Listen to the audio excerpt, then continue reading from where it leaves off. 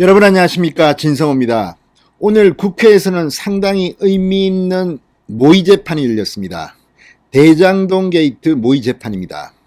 이날 피고인은 지금 민주당 대통령 후보인 이재명 전 성남시장과 이 대장동 수사를 제대로 하지 않고 있는 김호수 검찰총장이었습니다.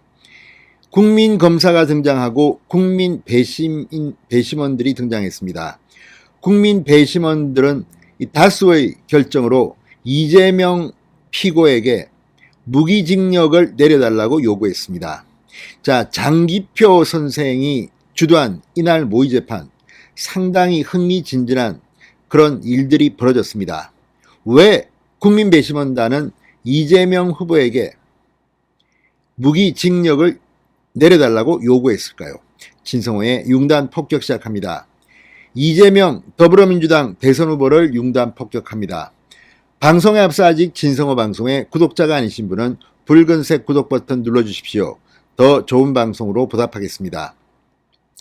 자, 대장동 개발 특혜 의혹과 관련 이재명 후보를 피고인으로 한 모의 재판이 오늘 국회 의원회관 소회의실에서 열렸습니다. 전국 각지에서 국민 배심원들은 이 후보에게 무기징역을 내려달라고 요구, 이 성난 민심을 그대로 드러냈습니다.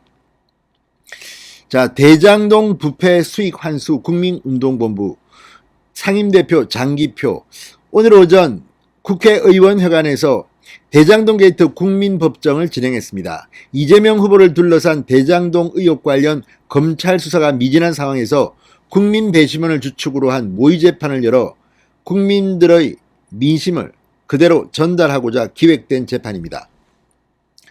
자, 모의 재판에서 피고인은 이재명, 김호수였습니다. 이재명 후보는 대장동 개발 초과 이익 환수 조항을 만들지 않고 소수 민간업자가 이익을 취득하도록 하는 등 성남시와 성남도시개발공사에 손해를 끼친 혐의, 특정경제범죄 가중처벌법 등에 관한 법상, 업무상 배임 등 혐의로 재판에 넘겨졌고, 김호수 총장은 대장동 개발 의혹 관련 수사 미흡 등 직무유기 혐의로 기소했습니다. 오늘 이 모의 재판에 참석한 국민 배심원단은 모두 50명이었습니다. 이들은 대구, 광주, 세종, 경기 등 전국 각지에서 자발적으로 모인 사람들입니다. 당초 배심원 120명이 모였지만 코로나19 방역 상황 등으로 인해 모의 재판에 실제 참석한 인원은 줄었다고 주최 측은 밝혔습니다.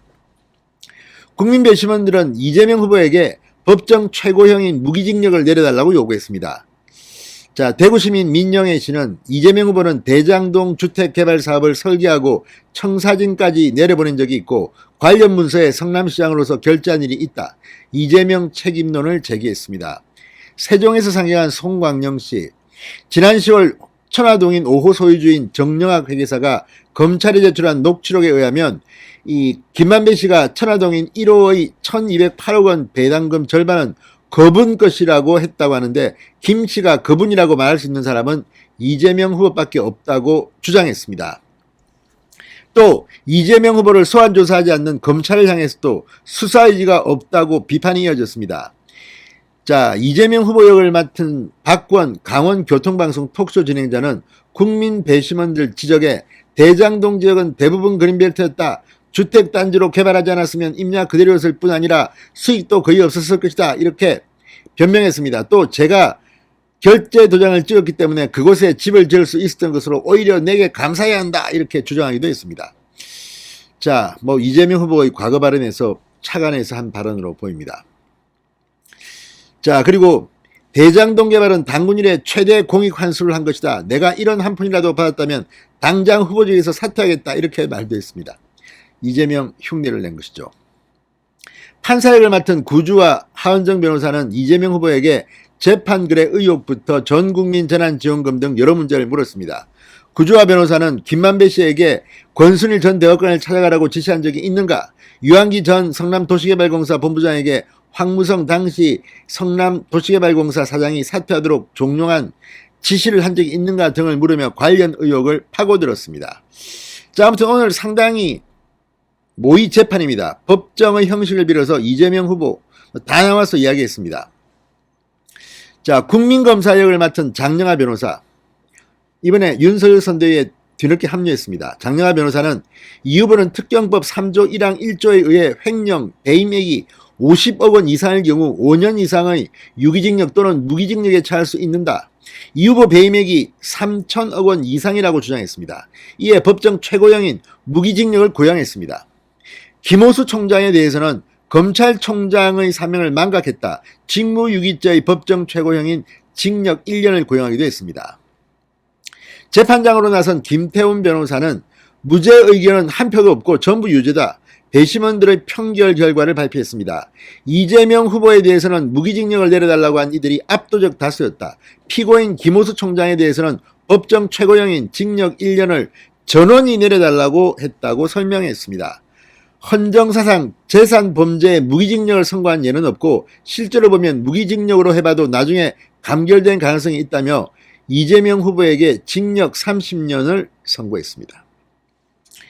자, 김 총장에게는 전담 수사팀이 꾸려진 지 16일 만에 시장실 비서실을 제외한 성남시청 압수수색에 이뤄진 점을 상기시키며 징역 1년을 선고했습니다. 장기표 대표는 물론 김미애, 박수영, 양금희, 윤창현, 주호영 의원과 김문수 전 의원 등이 오늘 모의 재판에 참석하기도 했습니다. 장기표 대표는 국민들을 정말 분노하게 하는 것은 이 후보가 이를 국민의힘 게이트라고 하는 실정임에도 검찰과 경찰 그리고 문재인 대통령이 이에 대해 수사할 의지조차 없다는 점이다. 집권여당의 방해로 국회에서 이 문제에 대한 조사와 책임을 추궁할 수 없는 상황이라는 점도 부각시켰습니다. 자, 어쨌든 오늘 모의 재판은 실효성이 있는 건 아닙니다. 그렇지만 국민의 성남 민심을 반영했다고 볼 수 있습니다. 오늘 장기표 선생이 참 큰일이 있습니다. 진성호의 융단 폭격이었습니다. 여러분 감사합니다.